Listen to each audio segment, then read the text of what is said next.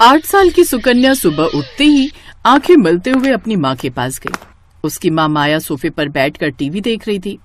Mummy, मुझे Maggi खानी है।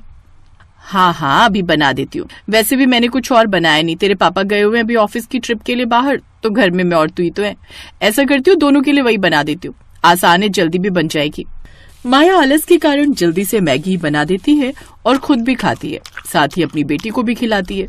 ज्यादातर उसका पति ट्रिप पर ही रहता, जिस कारण वो दोनों माँ बेटी ही घर में रहती और वो जल्दी में दोनों के लिए मैगी बना देती। ऐसे ही समय बीता और अब सुकन्या 22 साल की हो गई। मम्मी यार कहाँ हो? ओ गॉड, लगता है माँ पूजा में बैठ गई। मुझे तो कॉलेज के लिए लेट हो रहा है। एक काम करती हूँ, जल्दी से अपने लिए मैगी बना लेती हूँ। मेरी ऑल टाइम फेवरेट। सुकन्या रसोई में जाकर मैगी बनाने लगती है, लेकिन मैगी बनाते वक्त वो कुछ सब्जियां भी उसमें ऐड करने लगती है और सब्जी काटते हुए उसकी उंगली कट जाती है। Ouch mummy. उसकी आवाज सुनकर जल्दी से पूजा खत्म कर उसकी माँ माया बाहर आती है। अरे ये क्या, काट ली ना उंगली, ध्यान से काम नहीं कर सकती, रुक मैं अभी पट्टी लगा लेती हूँ। सुकन्या की माँ उसकी उंगली में पट्टी लगाती है, जिसके बाद वो उसे मैगी बना कर देती है।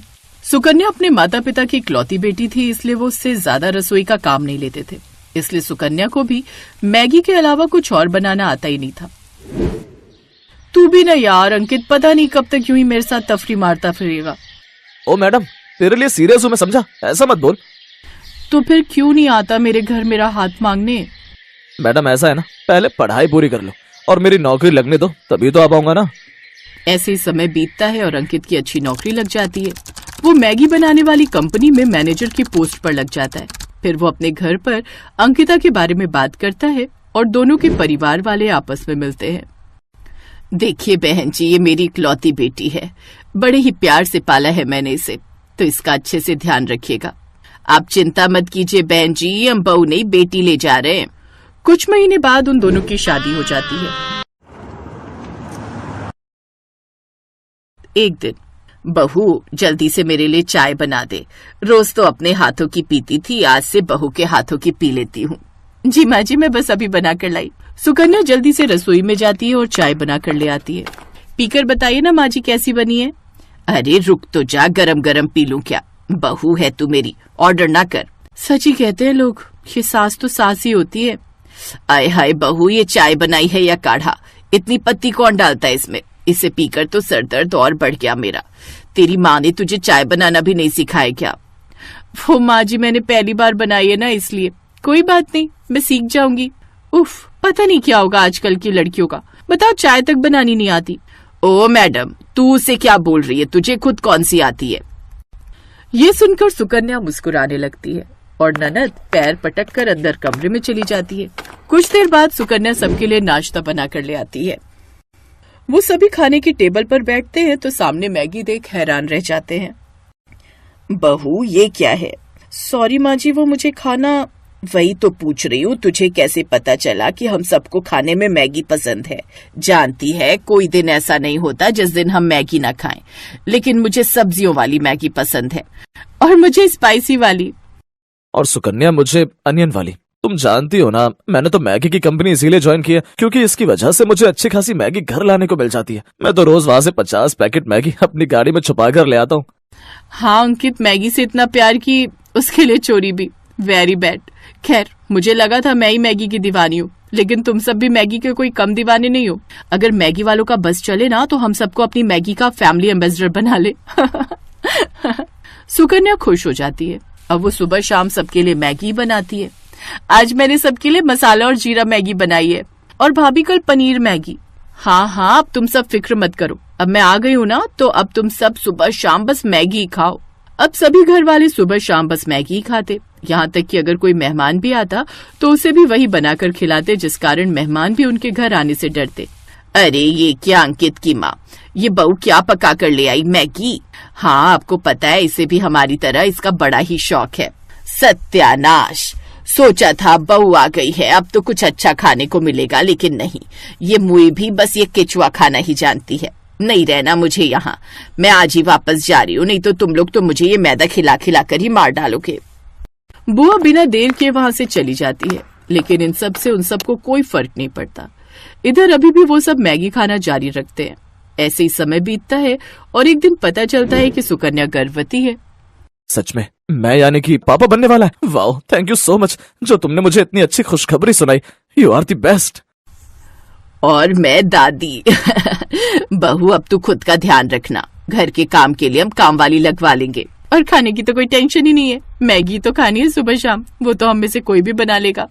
नन्हे मेहमान के आने से घर में सब खुश थे। ऐसे 2 महीने बीत गए।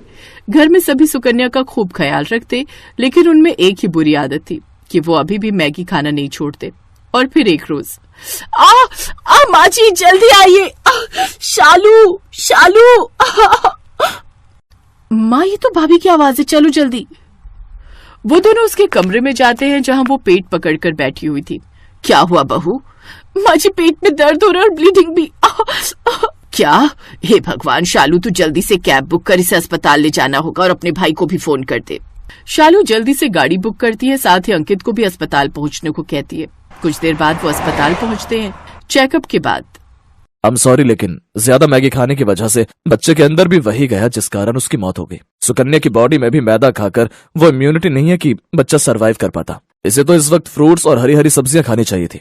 आप जानते हैं ज्यादा मैगी या मैदा खाने की वजह से हमारी बॉडी को कितना नुकसान होता है, और ये मैदा हमारी आंतों में चिपक जाता है। इसीलिए महीने में 1-2 बार खाने में कोई बुराई नहीं, लेकिन रोज खाना यह आप सबकी सेहत के लिए भी खतरनाक हो सकता है। क्या मेरा बच्चा? नहीं डॉक्टर, ऐसा नहीं हो सकता। खुद को संभाल बेटा। सुकन्या को जब ये बात पता चली, वो तो जैसे खामोशी हो गई। मैगी खाने की सजा उसे ऐसी मिलेगी उसने कभी नहीं सोचा था। उस दिन के बाद पूरे परिवार ने मैगी खाना छोड़ दिया। अब वो सब हरी सब्जियां और रोटी ही खाते। अंकुर ने भी मैगी लाना बंद कर दिया। ऐसे ही कुछ महीने बीत गए और अब सुकन्या फिर से प्रेग्नेंट हुई, लेकिन इस बार वो कोई रिस्क नहीं लेना चाहती थी, इसलिए उसने खुद का अच्छे से ध्यान रखा। साथ ही ससुराल वालों ने भी उसका खूब ध्यान रखा और हेल्दी चीजें खाने का नतीजा ये हुआ कि उसने एक साथ 2 जुड़वा बेटा बेटी को जन्म दिया। अब उनका परिवार पूरा हुआ और अब वो सब साथ में खुशी खुशी रहने लगे।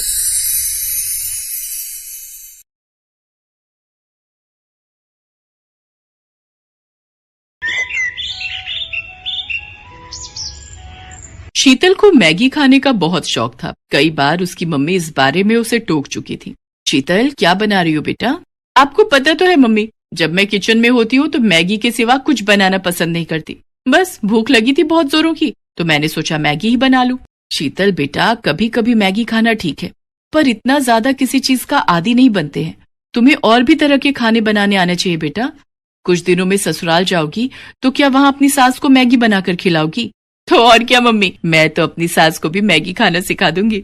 शीतल ने अपनी मम्मी की बात को अनसुना कर दिया और फिर कुछ दिनों बाद शीतल की शादी सौरभ नाम के लड़के से हो जाती है। शीतल की सास नई बहू के आने से बहुत खुश थी। क्या बात है उर्मिला जी, नई बहू के हाथ का क्या खिला रही हो? आज तो बहू का दिन है, वो जो भी अपनी पसंद से खिलाएगी वो खा लेंगे। क्यों अनीता जी? जाओ बहू, मेहमानों के लिए कुछ अच्छा बना कर ले आओ। ठीक कह रही हो उर्मिला जी। रश्मि भाभी जी, आज तो बहू की पसंद का ही खाएंगे। मोहल्ले की औरतें नई बहू की मुंह दिखाई के लिए आई हुई थी। उर्मिला के कहने पर शीतल रसोई में तो चली जाती है, पर उसे तो सिर्फ मैगी बनानी आती थी। मुझे तो सिर्फ मैगी बनानी आती है, अब मैं मैगी लेने के लिए किसको भेजूं? हाँ, ये ठीक रहेगा। रामू भैया, आपके पड़ोस में कोई दुकान होगी, वहां से मैं आपको पैसे देती हूँ, आप मुझे मैगी के पैकेट ला दोगे? पर बहुरानी, यहाँ पर तो कोई भी मैगी नहीं खाता। आप मैगी किसके लिए मंगवा रही हो? क्या यहाँ पर कोई मैगी नहीं खाता? ऐसा कैसे हो सकता है? अब सबको मैगी खानी पड़ेगी क्योंकि मुझे मैगी बहुत पसंद है। आप बस मुझे मैगी के पैकेट ला दो, बाकी सब मुझ पर छोड़ दो। रामू शीतल के कहने पर पड़ोस की दुकान से मैगी के पैकेट ले आता है। मोहल्ले की औरतें खाने के सामान का इंतजार कर रही थी। शीतल मैगी बनाकर सबके लिए लाती है। ये लीजिए माँ जी, मैंने आप सबके लिए गर्मा गर्म मैगी बनाई है।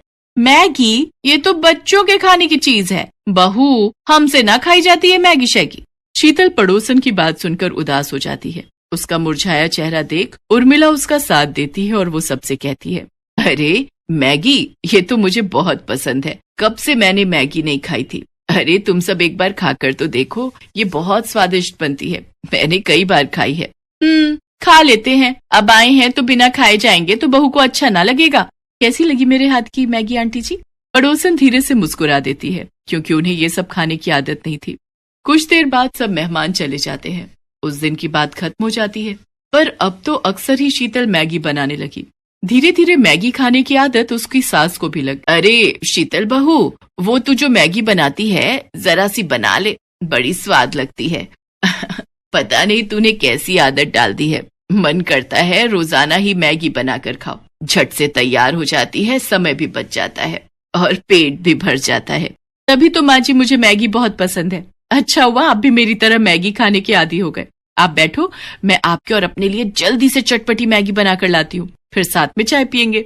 भैया 10 पैकेट मैगी के देना। क्या बात है रामू भैया, आजकल बड़े मैगी के पैकेट खरीद रहे हो? कोनो मेहमान ज्यादा आने लगे हैं क्या? अरे नहीं भीमा भैया, शीतल बहू रानी और माँ जी दोनों ही मैगी बड़े शौक से खावत हैं। चलो अच्छा है, हमार बिक्री भी ज्यादा हो जात है, हमार तो ग्राहक बने रहे, हमें और क्या चाहिए। उर्मिला और शीतल की मैगी खाने की आदत दिन पर दिन बढ़ती जा रही थी और ये देखकर सौरभ और उसके पापा भी गुस्सा करने लगे। पापा, इन दोनों की मैगी खाने की आदत कितनी बढ़ गई है। क्या करें बेटा, दोनों ही नहीं समझती हैं। जब देखो तब घर में मैगी बनती रहती है, बस हो गया। इन दोनों को कौन समझाए कि मैगी खाना बुरी बात नहीं है, पर हद से ज्यादा किसी भी चीज की आदत शरीर को नुकसान पहुंचाती है। पापा, माँ जी के पेट में बहुत तेज दर्द हो रहा है। क्या उर्मिला, क्या हुआ? अभी कुछ देर पहले तो तुम ठीक थी। पापा चिंता मत करो, मम्मी को मैं डॉक्टर के पास ले जाता हूँ। सौरभ अपनी मम्मी को डॉक्टर के पास ले जाता है। आपकी माताजी ने आज सुबह क्या खाया था? डॉक्टर, मैंने मैगी खाई थी। अच्छा, एक बार अल्ट्रासाउंड करना पड़ेगा, तभी पता चल सकता है कि क्या परेशानी है। बाकी मैं ये दर्द की दवाइयां दे रहा हूँ, आप इसे ले लेना, इससे आराम आ जाएगा। फिर अल्ट्रासाउंड की रिपोर्ट के बाद ही हम आगे का इलाज शुरू करेंगे। डॉक्टर उर्मिला को दर्द की दवाई दे देता है। अगले दिन उर्मिला की अल्ट्रासाउंड की रिपोर्ट आती है, जिसमें पता चलता है कि उर्मिला का लीवर बढ़ गया है और उसमें सूजन है, जिसका मुख्य कारण मैदे का ज्यादा सेवन है। अब कुछ टाइम तक इनको मैदे से बनी कोई भी चीज नहीं खानी है, यहाँ तक कि ज्यादा तेल, मिर्च, मसाले सब कुछ अवॉइड करना है। उर्मिला की तबीयत खराब देख शीतल को बहुत दुख होता है। आज मेरी वजह से माँ जी की यह हालत है। मैंने ही उन्हें मैगी खाने की आदत डाली। हमने 1 या 2 बार नहीं बल्कि रोजाना ही मैगी खाई, जिस कारण आज माँ जी की तबीयत खराब हो गई।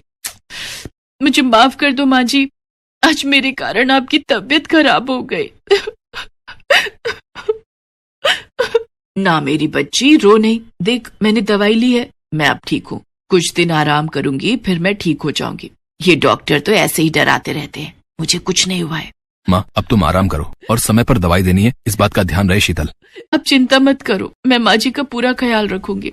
शीतल उर्मिला का बहुत ध्यान रखती है। कुछ दिनों में उर्मिला बिल्कुल ठीक हो जाती है। शीतल बहू, मैगी खाने का बहुत दिल कर रहा था, कई दिनों से उबला हुआ खाना खा रही थी, कुछ चटपटा खाने का मन है। माँ जी, मैगी तो मैं बना लूंगी, पर हम दोनों आज एक दूसरे से ये वादा करते हैं कि हम दोनों महीने में सिर्फ 2 बार ही मैगी खाएंगे, इससे ज्यादा नहीं, क्योंकि हमारी प्यारी मैगी के बिना हम दोनों नहीं रह सकते। ये दोनों सास बहू भी ना भाई मैगी लवर हैं। इसी बात पर सब ठहाका लगाकर हंस देते हैं।